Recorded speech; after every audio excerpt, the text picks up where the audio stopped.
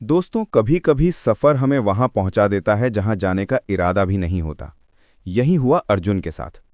अर्जुन पेशे से लेखक था और उसे हमेशा पुरानी कहानियों और भूली भिसरी लोक कथाओं को खोजने का शौक था। इस बार उसने पहाड़ों की ओर रुख किया था, एक लोक कथा के पीछे भागते हुए। मौसम बदल रहा था, बादल छा चुके थे और अचानक तेज बारिश ने उसका रास्ता रोक दिया। अर्जुन की गाड़ी खराब हो गई और वो अनजान पहाड़ी रास्तों पर फंस गया। तभी उसकी नज़र एक पुराने गांव पर पड़ी, जो नक्शे में कहीं दर्ज नहीं था। गांव का नाम था कांचगढ़। कहानी में आगे बढ़ने से पहले दोस्तों, ऐसी ही कहानी सुनने के लिए लाइक और सब्सक्राइब करें। कांचगढ़ बाहर से देखने में बेहद सुंदर था। चारों तरफ पुराने पेड़, मिट्टी के घर और बीच में एक ऊंचा घंटाघर।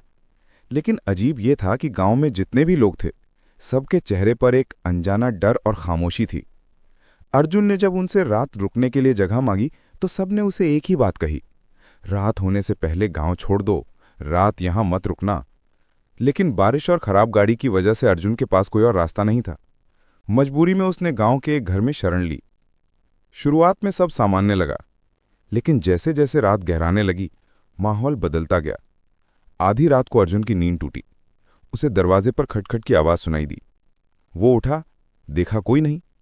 कुछ देर बाद खिड़की के बाहर परछाइयां लहराने लगीं।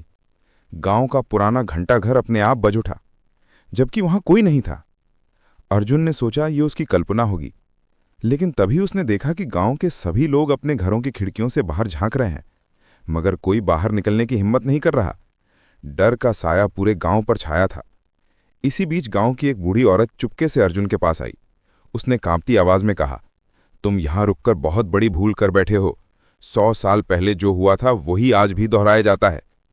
अर्जुन ने उससे सच्चाई जाननी चाहिए और तब उसने गांव का वो खौफनाक राज बताया। 100 साल पहले कांचगढ़ पर एक निर्दयी जमींदार राज करता था। वो गांव वालों को सताता था, उन पर जुल्म ढाता था। एक दिन गांव वालों ने मिलकर उसका अंत कर दिया, लेकिन मरते वक्त उसने शाप दिया, तुम सब की जिंदगी कभी सुकून से नहीं गुजरेगी। हर रात मैं लौटूंगा और जो भी इस गांव में ठहरेगा उसकी आत्मा मेरी तरह भटकती रहेगी। तब से लेकर आज तक हर रात उसकी आत्मा गांव में घूमती है। अजनबी जो भी यहां फंसता है, सुबह तक जिंदा नहीं बचता। अर्जुन के रोंगटे खड़े हो गए।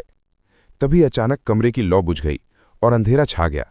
खिड़की पर वही परछाई खड़ी थी, जमींदार की आत्मा। उसकी आंखें जल रही थीं और चेहरा भय से भरा हुआ था। अर्जुन ने जान बचाने के लिए दौड़ लगा दी। बाहर पूरा गांव सन्नाटे में डूबा था, लेकिन हवा में चीखें गूंज रही थीं। वो भागता हुआ गांव के बीच बने पुराने घंटाघर तक पहुंचा। उसे याद आया कि घंटी की आवाज से आत्माओं की शक्ति कमजोर हो जाती है। उसने पूरी ताकत से घंटी बजा दी। घंटी की आवाज से पूरी घाटी गूंज उठी। जमींदार की परछाई चिल्लाई और धीरे धीरे अंधेरे में गुम हो गई। लेकिन रात अभी बाकी थी। अर्जुन पूरी रात संघर्ष करता रहा, खुद को छिपाता, दौड़ता और उस आत्मा से बचाता रहा। आखिरकार जब सुबह की पहली किरणें फूटीं, तो गांव पर छाया डर भी खत्म हो गया। अर्जुन थका हारा गांव से बाहर निकल गया। वो पहाड़ों से नीचे लौटा और नक्शे में उस गांव को ढूंढने लगा, लेकिन